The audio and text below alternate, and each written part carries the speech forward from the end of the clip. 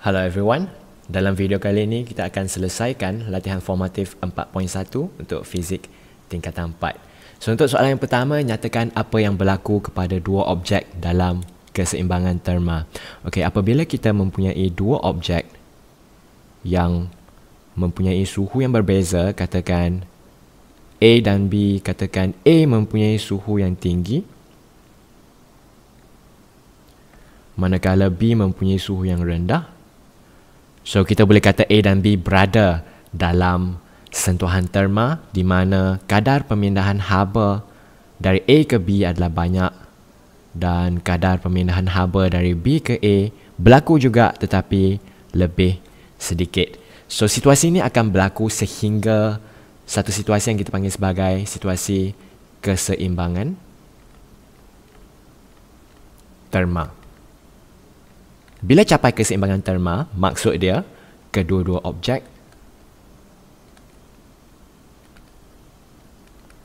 akan mempunyai suhu yang sama dan yang kedua ialah pemindahan bersih haba yang sifar. Maksud pemindahan bersih haba yang sifar adalah sekiranya A dan B ataupun kedua-dua objek mempunyai suhu yang sama, haba masih akan dipindahkan antara kedua-dua objek tersebut tetapi pada kadar yang sama. Which is why pemindahan bersih haba ataupun perbezaan haba yang dipindahkan antara A dan B dah tak ada sebab kadar yang dipindahkan antara A dan B, kedua-dua objek mempunyai suhu yang sama, adalah sama. Which is why pemindahan bersih haba adalah sifar untuk kedua-dua objek tersebut. So, soalan 2. Adakah badan kita berada dalam keseimbangan terma dengan persekitaran? Terangkan jawapan anda. Okey, so untuk menjawab soalan ni kita kena menganggap yang persekitaran kita mempunyai suhu yang tidak ekstrim. Maksud dia kalau persekitaran yang sejuk ataupun persekitaran yang panas pun dia tak terlampau sejuk ataupun tak terlampau panas. Sekiranya manusia berada dekat persekitaran yang tak terlampau panas ataupun tak terlampau sejuk, jawapan dia ialah tidak. Badan kita tidak berada dalam keseimbangan terma dengan persekitaran.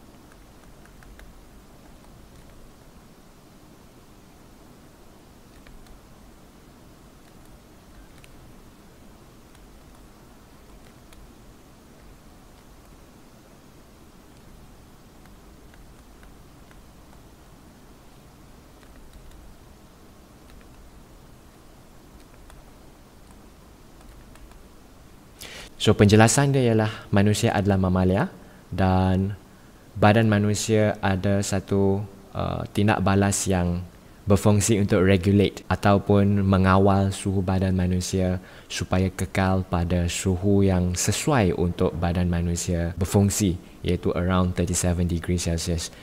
Yang tu yang kita panggil sebagai proses homeostasis. So, proses homeostasis dalam badan manusia akan memastikan suhu badan manusia adalah stabil, iaitu di sekitar 37 darjah Celsius. Sekiranya kita berada di persekitaran yang tidak ekstrim, tetapi sekiranya kita berada di persekitaran yang sangat-sangat ekstrim, contohnya di kutub ataupun di katakan padang pasir sangat-sangat panas, badan manusia tak boleh adjust dengan suhu yang terlampau sejuk ataupun terlampau panas dan berkemungkinan besar badan kita akan berada pada keseimbangan terma dengan persekitaran yang ekstrim tersebut, which is why di tempat yang terlalu sejuk katakan akan berlakunya frostbite. Sebab anggota badan manusia akan pergi ke suhu yang sangat-sangat rendah dan sel-sel akan mengalami kerosakan sekiranya berlakunya frostbite. So, soalan nombor 3. Aisyah menggunakan sebuah termometer makmal yang tidak berskala untuk menentukan suhu bagi suatu larutan theta darjah Celsius. Beliau mendapati panjang turus cecair dalam termometer apabila termometer itu dimasukkan ke dalam larutan tersebut adalah seperti yang ditunjukkan dalam rajah 4.6. Hitungkan suhu larutan theta darjah Celsius. Okey, untuk soalan ni iaitu untuk menentu ukur satu termometer, sekiranya kita tak boleh ingat formula, kita boleh menggunakan nisbah. Maksud dia, kita tahu 12 cm kepada 4 cm adalah sama dengan, sebab 12 cm mewakili 100 darjah Celsius, so 100 darjah Celsius nisbah theta. So kita boleh menggunakan kaedah nisbah, ataupun lebih baik sekiranya kalau kita boleh ingat formula dia adalah theta is equal to L theta over L 100, iaitu panjang turus merkuri pada theta darjah Celsius bahagi panjang turus merkuri pada 100 darjah Celsius darab dengan 100. So, kalau kita selesaikan guna ni, 12/4 is equal to 100 over theta. So, theta is equal to 100 over 12 times 4 sama dengan 33.3 darjah Celsius. Sekiranya kita menggunakan formula ini, kita masih akan dapat jawapan yang sama, iaitu panjang turus merkuri pada theta iaitu 4 bahagi panjang turus merkuri pada 100 darjah Celsius ialah 12 cm darab 100. Kita masih akan dapat jawapan yang sama, iaitu 33.3